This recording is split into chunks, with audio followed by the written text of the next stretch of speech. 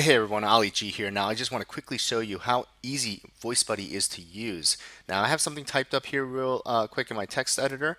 I'm going to copy and basically have it ready for my project. On the left hand side you have the choices of Google WaveNet and Amazon Poly. In this example I'm going to show you Google WaveNet.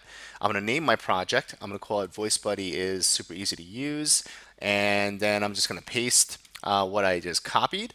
And I'm going to pick the language. There's so many to pick from. So in this case, I'm just going to use, say, English British. And the voice, we have a few different types of voices. So in this one, I'm going to use female WaveNet C. And then I'm going to hit submit. Audio generated. Boom. Ready to go. So quick and easy.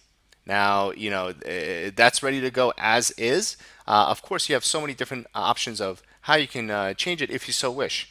But just the way it is actually very, very good from all our testing. Now, of course, if you want to customize it, so as you can see, VoiceBuddy is super easy to use. Simply enter the text and boom. So I want to make this, say I want to add an emphasis to it, so I'll make it a moderate emphasis. You've got the choice of both Google and Amazon's voice engines at your fingertips. And so over here, I would maybe like just leave it the way it is. $1 billion systems that took years to create by two major companies. So I'm going to make this one over here emphasis strong. And that's pretty much it. So there's a lot of other options as well. You can select the say as. And you can play around with this to your heart's delight. You can also change the pitch, the speed of how it's being said. You can even add a little sound effects to the voiceover. And again, as you saw, the initial example just took mere seconds.